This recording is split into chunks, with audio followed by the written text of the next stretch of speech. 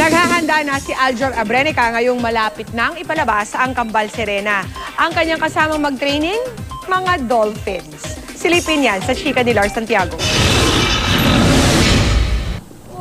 Parang professional dolphin trainer si Aljur Abrenica sa pakikitungo niya sa dolphins. Ang role kasi niya sa Sirena serye na Kambal Sirena ay isang dolphin trainer na may-ari rin ng lugar kung saan may dolphin shows. Kaya naman talagang naglaan ng oras si Aljur para magsanay kung paano makisalamuha sa dolphins. Nagkaroon ako ng chance na makasama. Tumalon lang kami. Tapos yun na, lumapit na yung mga dolphins sa amin. Very social sila.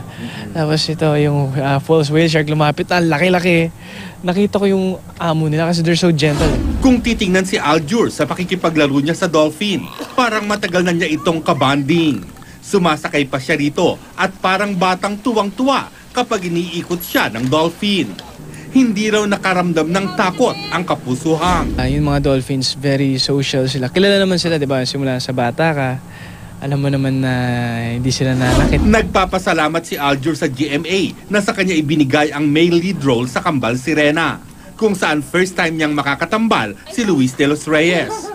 Puring-puri ni Aljur si Luis dahil sa pagiging professional at masayahing kasama sa set. Sa Kambal Sirena rin siya natutong mag-scuba diving sa pagtuturo ng professional dive master at underwater director nilang si Jess Lapid Jr. First time kong mag-train ng mga dolphins. At the same time, very happy ako sa character kasi everything is new eh. And excited ako. Excited akong pakita yung ibang kayang gawin pa ni Lars Santiago, updated sa Showbiz Happening.